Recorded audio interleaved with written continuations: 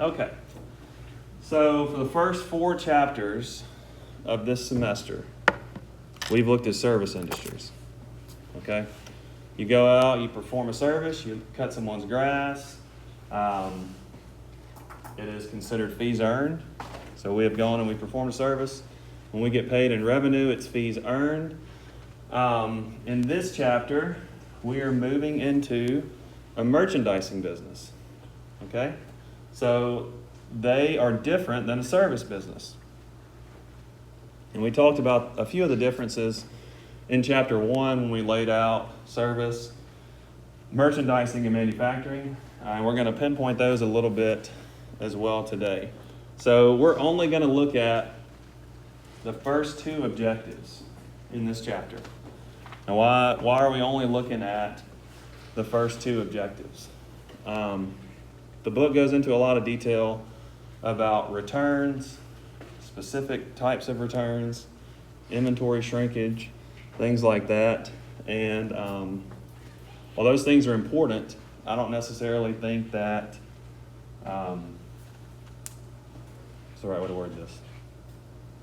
For the broad spectrum and for our base knowledge of a merchandising business, I don't feel like they're the most important things. So I just want to hit on the high points and what I feel like is most important to know when we talk about a merchandising business. Now next week we're going to start chapter 16, which is the statement of cash flows. Okay, so we're just going to spend this week in chapter 6, but the things that we're going to talk about, I feel like are vital to your base knowledge of accounting. Okay, so when you look at these 4 financial statements, what do you see that's different? Well, you may not be able to see it.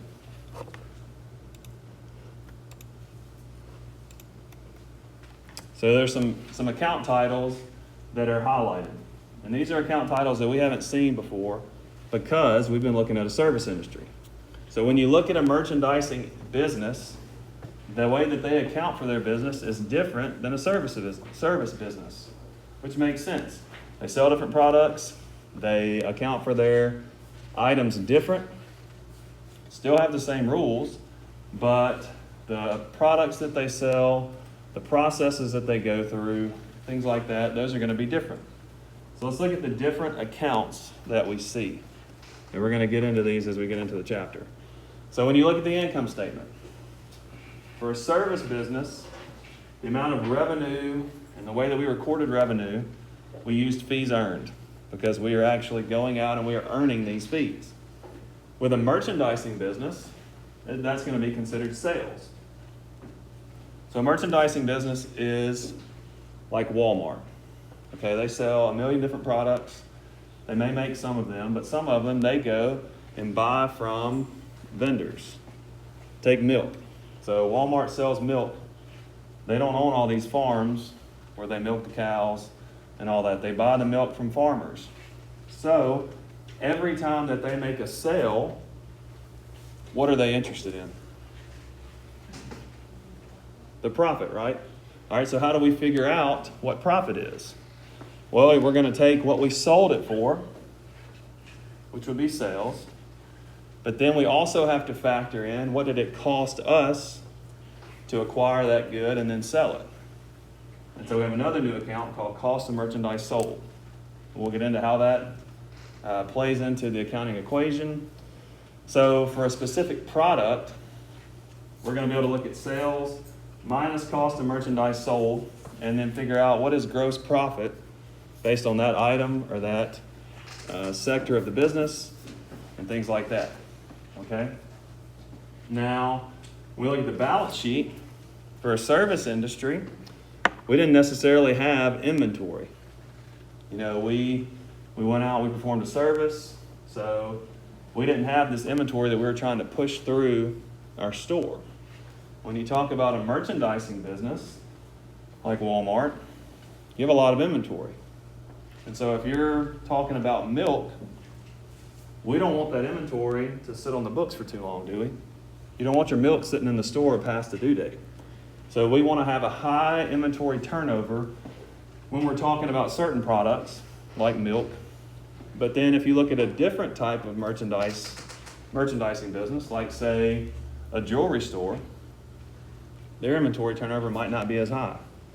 So jewelry stores might have diamonds that they've held on to for years, just waiting for the right buyer to come in. So, but that merchandise inventory, that's a new account that we have for merchandising businesses. All right. So what is the nature of a merchandising business? So the activities of a service business differ from those of a merchandising business, obviously. And we're going to see those differences played out in the operating cycle of those businesses. So let's look at the operating cycle. All right, so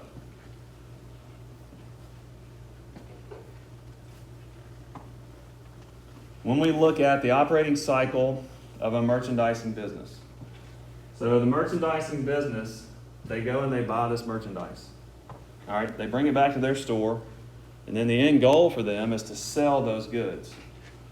All right, and then once they sell them, we know there's either two ways that a customer can pay for goods. They can either pay for cash, pay by cash, or pay by accounts receivable. So the sales process is still going to be the same. We're still going to need to get cash, or we're still going to allow them to purchase it on credit. But the end goal to make a profit is still the same. It's just the means of procuring those goods is different, and the way that we earn our revenue is going to be different. Okay? So like we just said, like I just said, the time to complete the operating cycle is going to differ significantly based on the type of business. So when you look at Walmart, and we're talking about the milk section of Walmart, this operating cycle is going to be very quick. You know, I think milk, it may last 10 days, 14 days. So the amount of time between going and procuring that merchandise and turning it around is really quick. When we talk about a jewelry store, it's not so quick. They don't mind holding on to a really expensive diamond for months or years because of how valuable it is. Now, milk, while it is valuable in bulk, it's a different type of inventory. So depending on what type of business we have, that operating cycle is either going to be really quick or it's going to be slowed down. All right, so we looked at those financial statement differences. Here they are in comparison form. So the differences between a service business and a merchandising business, when we look at their financial statements, are easily seen. So what we've looked at, chapter 1, chapter 2, and chapter 3 and 4, is this right here. Okay? We were trying to find out net income. The way that we did that, took total revenues, which we journalized as fees earned, took total expenses, and then we subtracted the two. And what we were left with was either net income or net loss. Now on the merchandising side, that's eventually what we're going to get down to, is operating income or net income for our purposes. So we're still trying to solve for the same thing. It's just with a merchandising business, we have this extra step because we've gone out and we've purchased these pieces of inventory from another vendor, and then now we have to sell them. So when we make a sale, we have an extra step. We can't just take sales price and say that that's profit, because we just talked about we went and bought that. So we have to take the cost that it cost us to acquire those goods to be able to figure out what our net income is. Okay?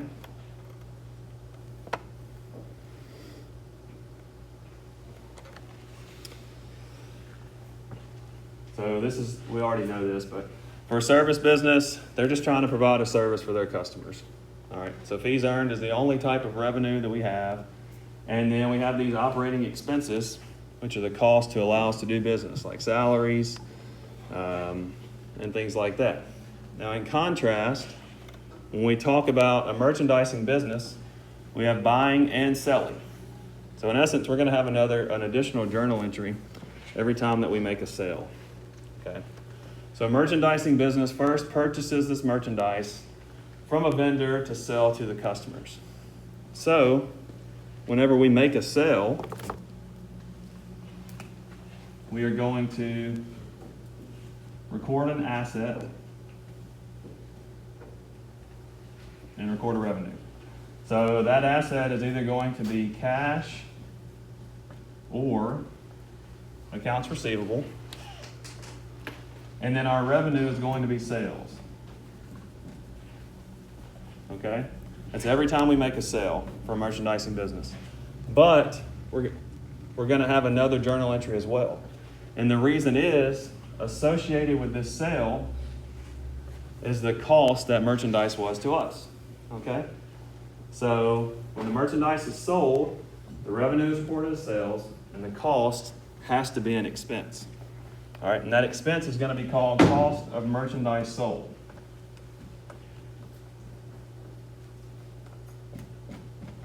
And we'll see this worked out in a problem as well.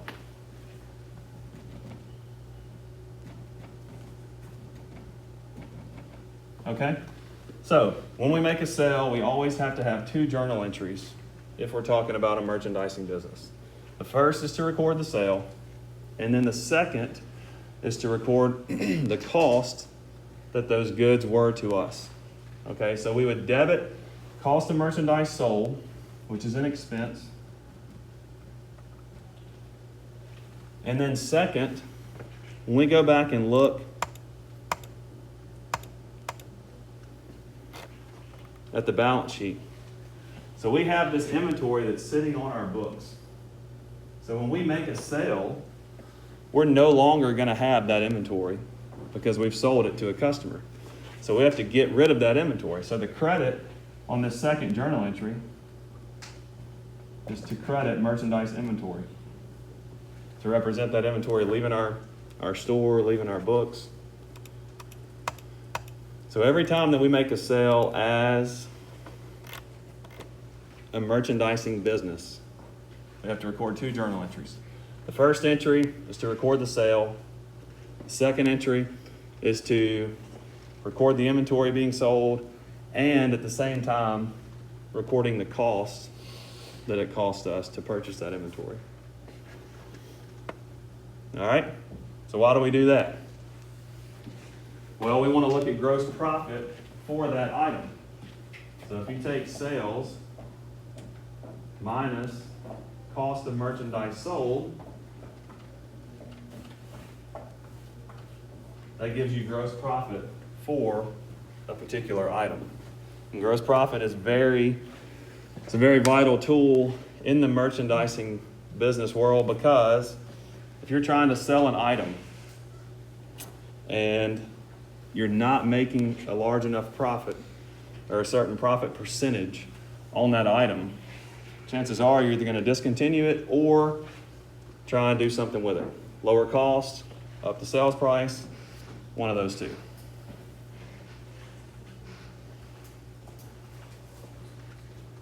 And then whatever inventory that we're left with at the end of the accounting period, that's obviously an asset that's going to be sitting on our balance sheet.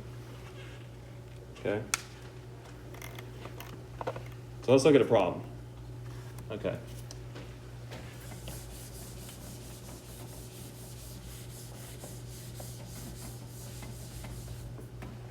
So gross profit is sales minus cost of merchandise sold.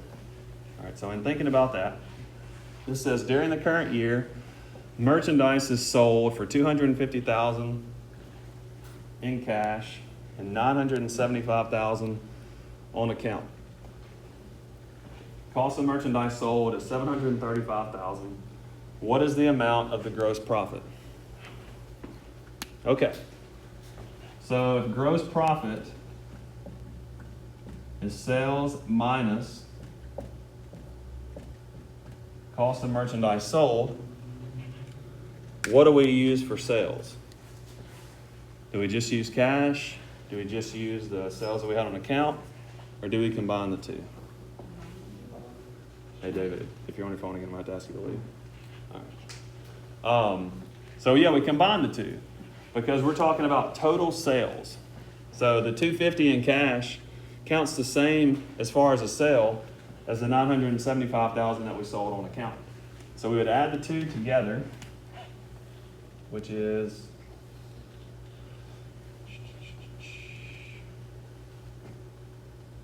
$1,225,000. Yeah. So we had total sales of $1,225,000. Okay, then of that 1.225 million in sales, the cost to us to purchase all of those items of inventory was $735,000. So if we take total sales of 1.225 million and we take out the cost to purchase those goods of $735,000, then what we're left with is our gross profit. Okay? Which is $490,000. That's easy enough, right? And that makes sense if you think about it. So when you think about what is our gross profit? Well, it's whatever you sold. So that's our gross sales. But you have to take out what you spent to buy those things. So total sales minus what we spent to get it is going to give us gross profit. And that number, the gross profit equation, that's never going to change. Okay? So the main hiccup that you could have on a test would be getting or somehow forgetting to add these two together, forgetting to add total cash sales with total credit sales as well. So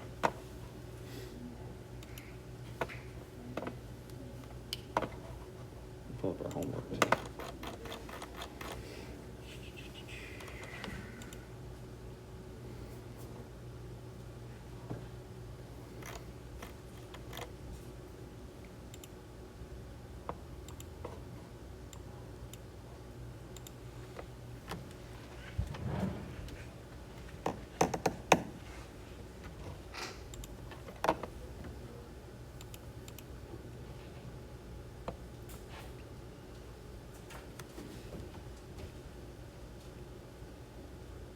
All right, so let's look at our homework.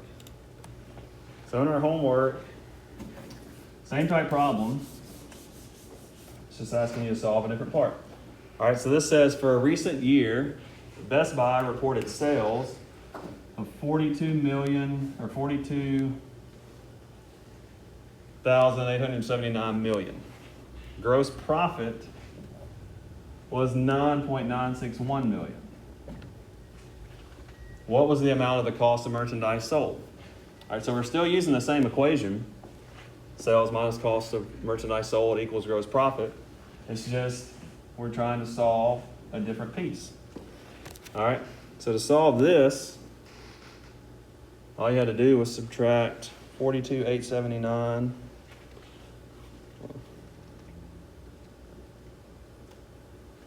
minus 9,961. So it's 32,918. So the cost of merchandise sold was $32,918 million. Dollars. All right, so same type problem. It's just asked a different way. All right, we'll get there in a second. I don't want to jump ahead. Okay. So going back to our book.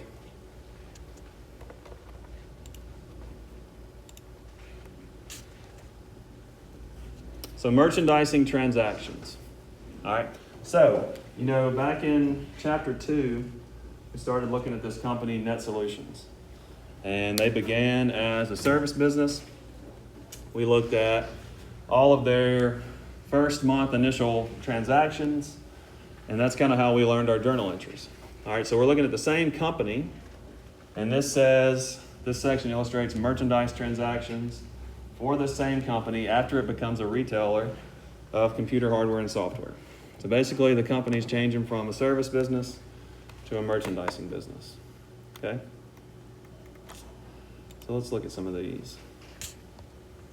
So the first thing we need to understand is the chart of accounts. So when you look at the chart of accounts, everything stays the same between a service business and a merchandising business except for 3 accounts. Number 1 is sales. So in a service business, that's considered fees earned. The second account that changes is cost of merchandise sold. So obviously, in a service business, we don't have cost of merchandise sold because we're not selling actual goods. We're providing a service. So cost of merchandise sold is an expense. And the reason it's an expense is because it's a cost to us to go and procure these goods, and we have to be able to figure out gross profit. So if sales is revenue, then we have to offset that revenue with an expense to be able to figure out our profit. So that's why cost of merchandise sold is considered an expense. And then lastly, we have another asset, which is merchandise inventory, and this is reserved for inventory that we have left on hand at the end of the period. Okay? All right. Now I had somebody, I don't know if it was it may have been in my online class, to ask me what do these numbers represent? Like 100, 400, all those things. So, let's see if it'll expand. Yeah, all right.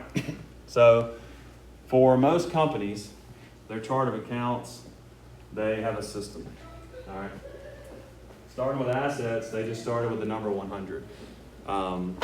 There's no rhyme or reason other than, in a chart of accounts, you start with assets and you work your way down. So the assets started with 100, and then you could have gone 100, 101, 102, but the reason they skip around and they go from 110 to 112 is, say that you have multiple bank accounts, okay? And every time that you make a journal entry, you have to pick a specific bank account. You're going to have to call these out separately. So you might have 110, 111, or you more than likely have more than 3 digits. But you have to have that variation to be able to have the detailed accounting records that we need. So generally, assets are the 100s, liabilities are 200s. Well, this won't get any bigger.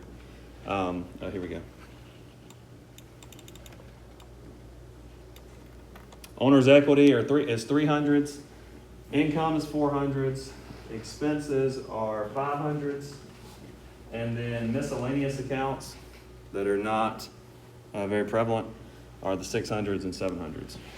So that's just a general rule of thumb. Obviously, if you open up a business, you can do it any way you want to. But that's pretty standard across the board for companies. So, all right, so let's look at a transaction. Okay. So we said in the merchandising business, you are going to have inventory. Okay? If you have goods on hand, you're going to have inventory. It's very unlikely that you will sell out of your inventory every time at year end or every time at period end. So most companies are going to have inventory on hand at the end of an accounting period. So in saying that, there's 2 different ways that a company can track their inventory system. One is called perpetual and one is called periodic. So in a perpetual inventory system, every time you make a purchase of inventory or every time you sell inventory, a journal entry is created. Now in the computer age, most companies have a perpetual inventory system. There's a lot of pros to that. At any point in time, you can know exactly how much inventory you have on hand. So you could go at 12 o'clock in the afternoon on a random Tuesday and say, hey, what do we have in the inventory system? You can pull up the computer, and obviously it's going to have every sale and every purchase tracked. So it's a very accurate system. Every transaction is accounted for. One of the downsides to it is that it's more expensive than a periodic system. Okay, but a perpetual inventory system tracks every purchase and every sale. Now compare that to the periodic system, and the name gives it away. You only update your inventory periodically. So the inventory does not show the amount of merchandise that you have for sale and sold at any point in time. So if you went today and you said, hey, how much inventory do we have on hand? Well, we have our beginning balance of inventory, and then we would have obviously made journal entries anytime that we purchased more inventory, but you wouldn't know exactly how much inventory you have on hand. So with a periodic inventory system, you only update it at month end, or at period end. And the way that you do that is you go through and do an actual physical inventory count. How many of you guys have been to Dirt Cheap? You guys go there a lot? I've never been to this one, but do they just have bins of stuff with like random stuff? All right, so when I worked at KPMG, every year, so 2008, 2009, 2010, I had to do a Dirt Cheap audit.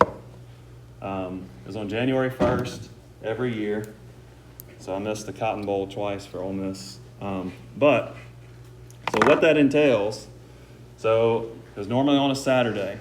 So on January 1st, they would have their stores closed. We would go in 7 o'clock in the morning, and they would print out an asset register. So that would list every single thing that they consider inventory in that entire store.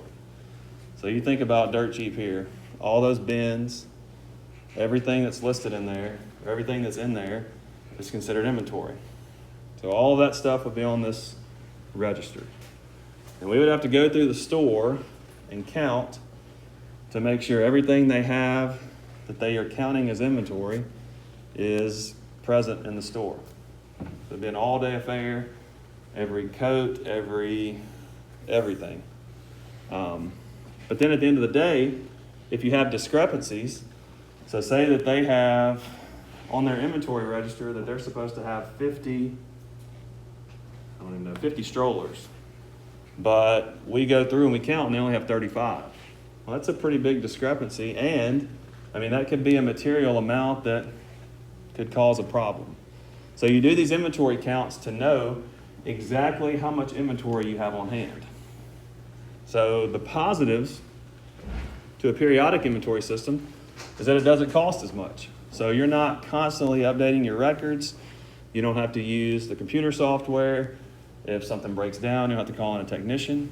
So the cost is a little less, but the downside to the periodic system is that you don't always know how much inventory you have on hand. Okay, so each business has to weigh the pros and cons to see, do we want a perpetual system or a periodic system? So, and like I said, with the computer age that we live in today, most companies use a computerized perpetual inventory system. Okay. So because of that, we're going to assume that all these companies are on the perpetual system. All right, so let's look at a journal entry. So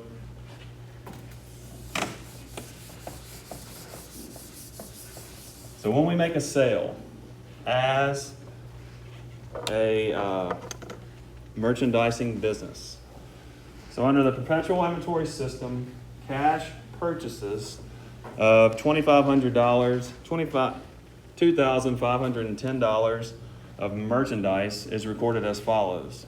So if we're a business, we go out and we buy inventory. How should we record that? First of all, inventory is an asset to us. So we would debit merchandise inventory for $2,510. Now, how do we buy that? In the first instance, we paid for it with cash. In the second instance, it says that we purchased $9,250 of merchandise on account. So, same type deal. We still received inventory, which is an asset. But in the second example, we bought it on credit.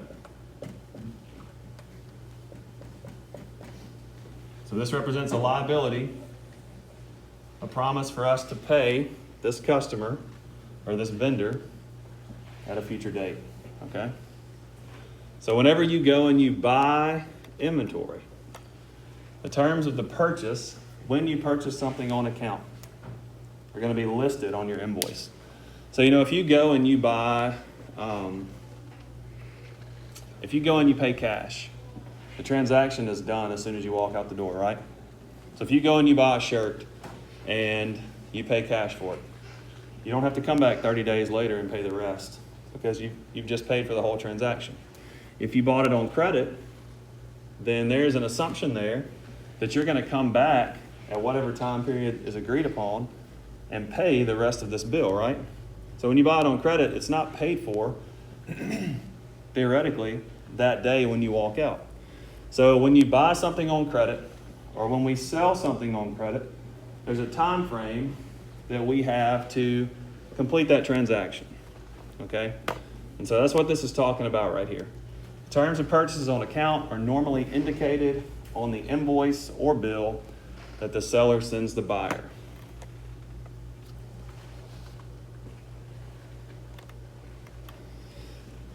And then the terms for when payments for merchandise are to be made are considered credit terms.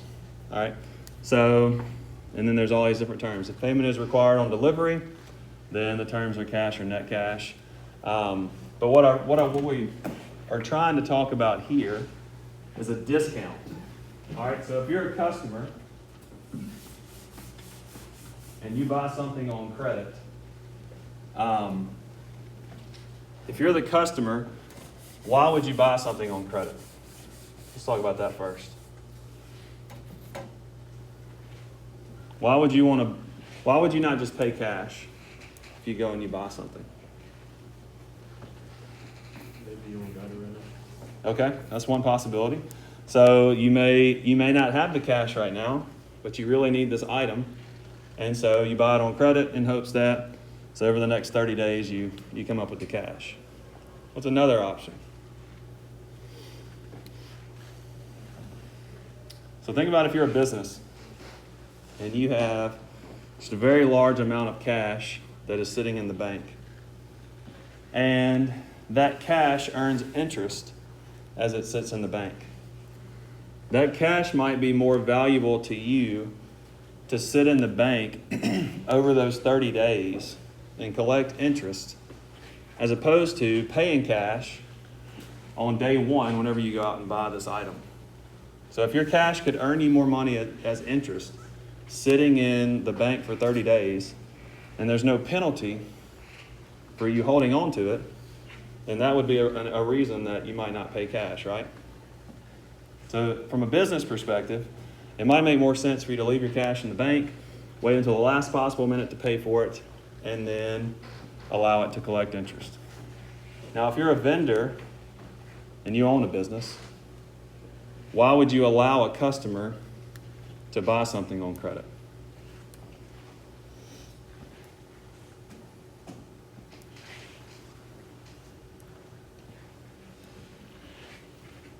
If you own a clothing store, do you want to be a cash-only store? Possibly. I wouldn't want to be a cash only store Why not? because it'll limit the amount of sales and profit Yeah. that we're gonna make. Right. Somebody might not come in if they can't buy it on credit.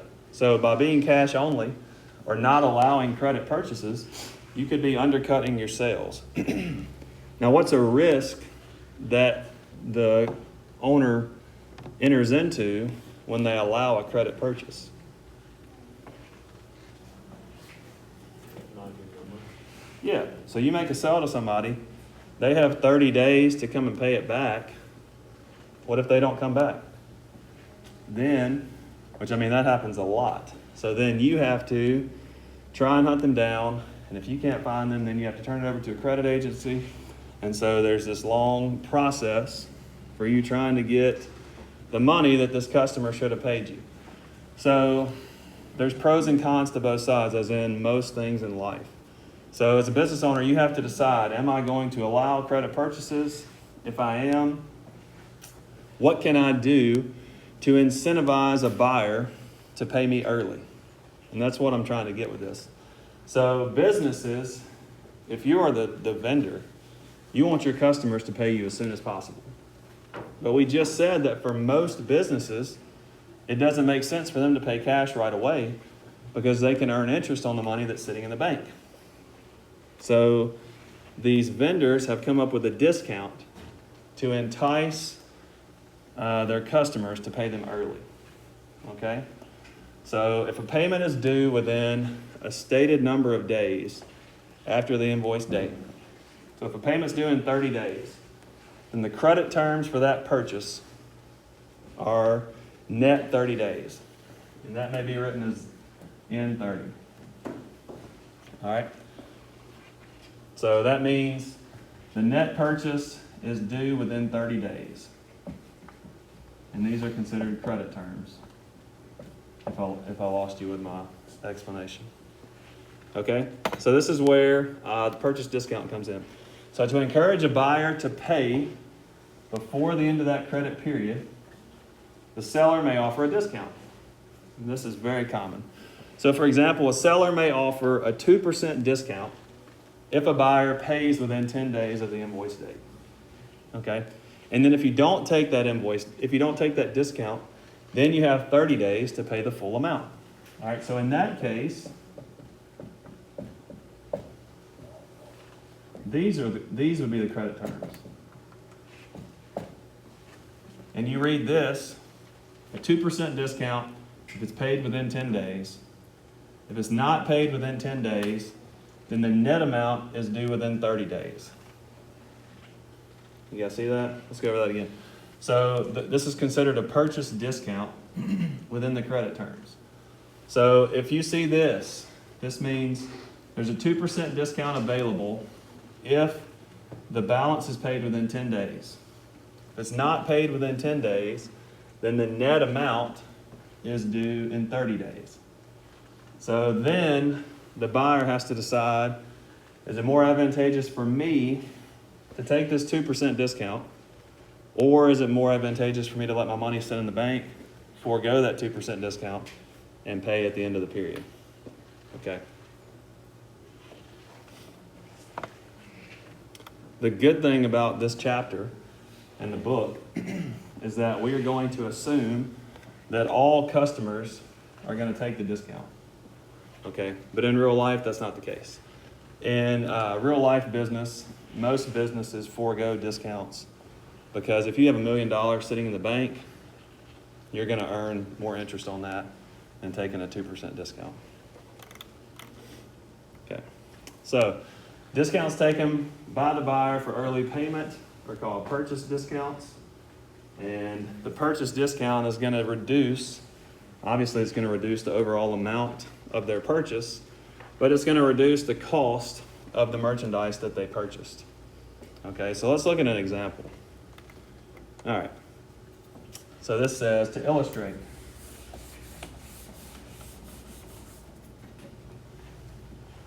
the invoice shown on Exhibit 3 is used. So the last day of the discount period is January 15th, all right, which is the invoice date plus 10 days. So assume that in order to pay the invoice on the 15th, I don't like that example, just kidding. It's a little more involved. So it takes into account the interest that they would have earned. Our problems are not going to be that difficult. Let me go find this, an easier one.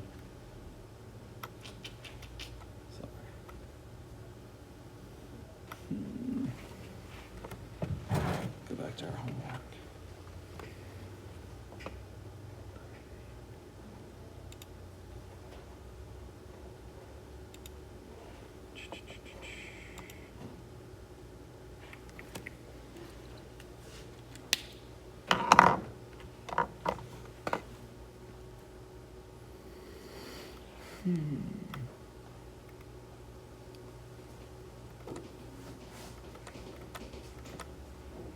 All right, we'll just talk about the part that matters right here.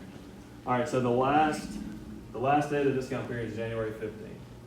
So the piece that I want to look at is to assume that in order to pay the invoice on the 15th, they are not going to owe $3,000. Okay, they're going to owe $3,000 minus that discount. So a 2% discount on $3,000 is $60. So instead of owing $3,000, they would owe $2,940. No, we're not gonna mess with the rest of the stuff there. Okay, then like I just said, since buyers normally take all of the purchase discounts, we're gonna debit merchandise inventory for the net price. All right, so if $3,000 is the original stated price,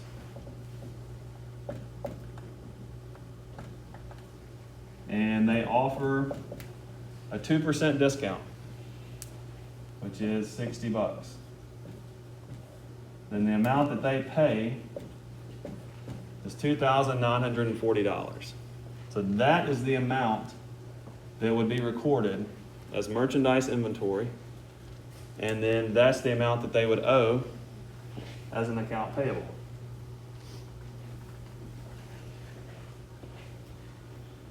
Now, if the invoice is paid within that discount period, it'd be the $2,940.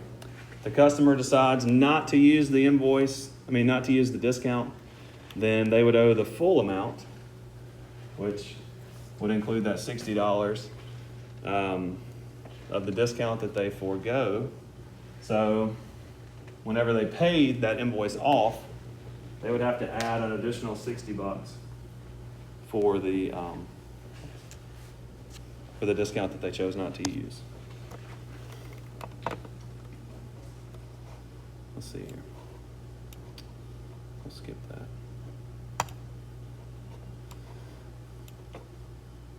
I'm running out of time, so I'm going to take off some of the stuff that I was going to talk about. So let's look at this. Purchase transactions. This is what I was trying to get to earlier. So here are some examples. All right. This company purchased merchandise on account from a supplier for $11,500. Okay. With the terms 210 and 30. All right. So before we go any further, these credit terms right here, this means if we pay this invoice within 10 days, we are entitled to a 2% discount.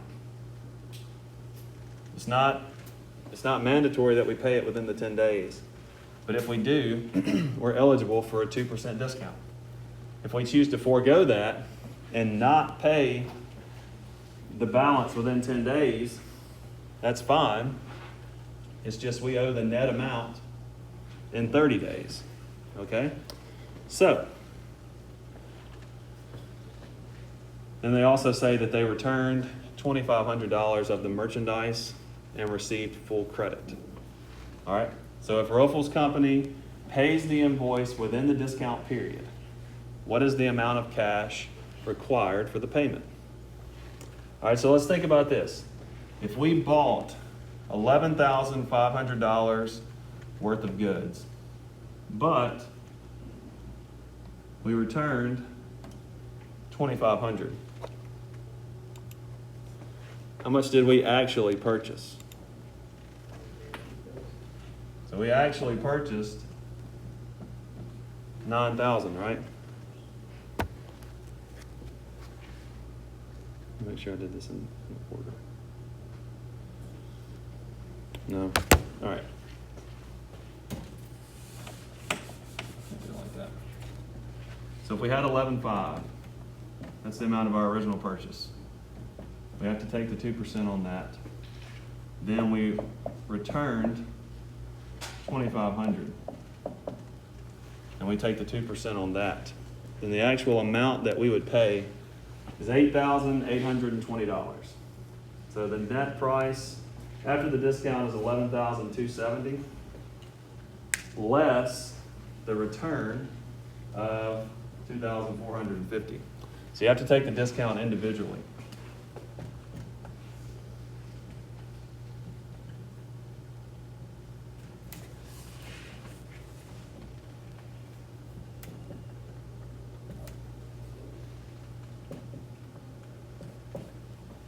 So it'd be $8,820.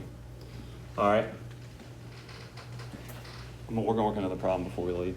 And then under a perpetual inventory system, what account is credited by Roeffel's company to record the return? We're actually not, so due to time constraints and the fact that we're only spending 1 day on chapter 6, we're not gonna do returns. So as far as our test, what I want you guys to know and what we're gonna be tested on in chapter 6 is the differences between a merchandising business and a service business. So we talked about the different accounts, sales, merchandise inventory, and cost of merchandise sold. And then I want you guys to be able to record an initial purchase, which is a debit to either cash or accounts receivable, a credit to sales, that's the first entry, and then a debit to cost of merchandise sold, and a credit to merchandise inventory. Okay. The rest of the stuff we're not gonna have time to cover. All right, so we have 10 more minutes. I want to cover the actual sales, which is this stuff right here. Okay, so with a cash sale, when you make a sale with cash, there's no need for credit terms. Why would there not be a need for credit terms when a cash sale is made? So whenever you go and buy something and you pay cash, it's done. You don't owe any more money. The transaction is complete. You've paid for the good, you've received the good. So there's no need for any further transactions to take place. So when you make a cash sale, that's it. That's the end of the transaction. So when a cash sale occurs, you would debit cash and then you credit sales. Now, in saying that, every time that we make a sale, whether it's cash or by account, you have to have 2 journal entries. The first is to record the sale. The second is to record the cost of the merchandise that we sold. Okay? So in this case, we had a sale of $1,800, but the merchandise that we sold cost us $1,200. So the first journal entry would be to debit cash, credit sales. Then the second journal entry would be to debit cost of merchandise sold, which again is an expense, and to credit merchandise inventory, which is an asset. So with the first journal entry, we receive cash because we made a sale. So we are increasing this asset, which is cash, and we are crediting sales. So sales is a revenue account. So by crediting sales, we are increasing sales. The second journal entry that we are making, we are debiting cost of merchandise sold. Cost of merchandise sold is an expense. So by debiting that expense, we are increasing cost of merchandise sold, which makes sense. We sold this merchandise, so the cost of merchandise sold should increase. And then in the second entry, we are crediting merchandise inventory. Merchandise inventory is an asset. So by us crediting this asset, we are decreasing the amount of that asset. That makes sense as well because we've sold these goods. So we no longer have them in our store, in our warehouse, so we shouldn't have them sitting on our books. So that's the purpose that we make these 2 journal entries every time we make a sale. All right, that's a cash sale. A credit sale works the exact same way. The only difference is instead of cash, we're going to debit accounts receivable. So in the first journal entry, we debit accounts receivable. That means that this customer has agreed to pay us this amount at a date in the future. We record sales as a credit entry because sales is a revenue account. So by crediting revenue. We are increasing our revenue.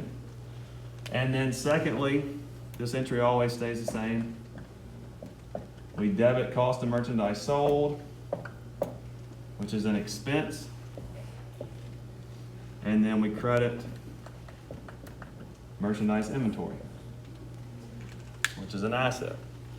And the reason we debit this expense is we have to actually recognize the cost of those merchandise items that we sold, and then we credit this inventory because we no longer have it on our books. Okay? So we're not going to worry about, do I want to do that?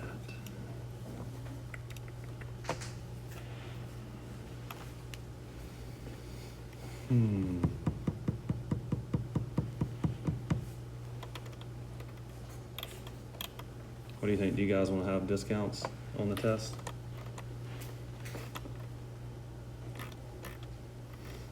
I think. Well, I would have to replace I'd have to replace them with other questions. I think I'm gonna take that off. I think we're gonna be too pushed for time. All right, so if you'll scroll down to the bottom of that page, there's another problem right there. Okay?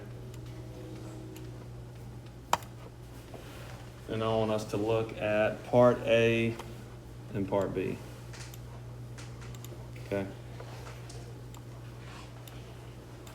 And this will be it. We'll end with this today. So, yep. Is this the purchase? This is a sales transaction. So we already did the purchase. So yeah, this is sales. All right. So Part A says we sold merchandise on account to this company.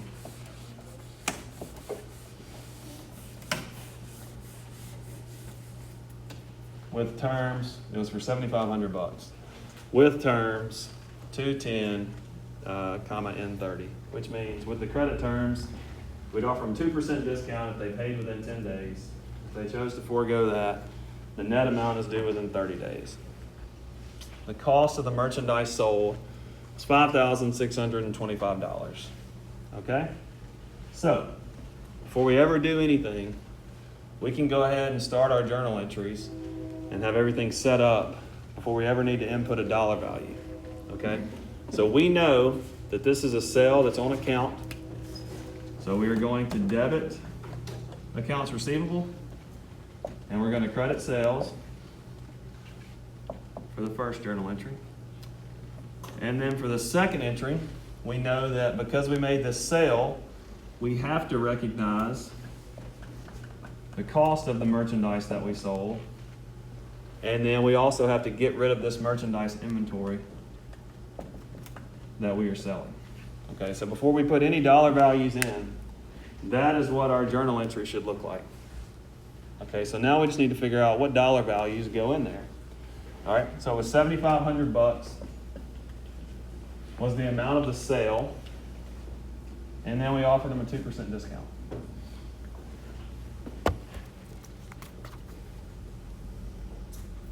So if you said 7,500 times 98%, 7,350.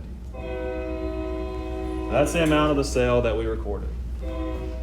7,350. Okay?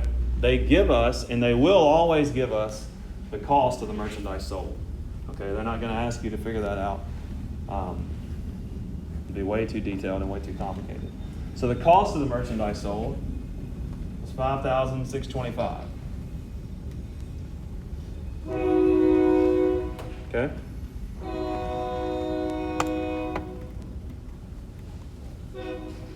And I was just worried about Part A. So, can you record a sale either in cash or on account?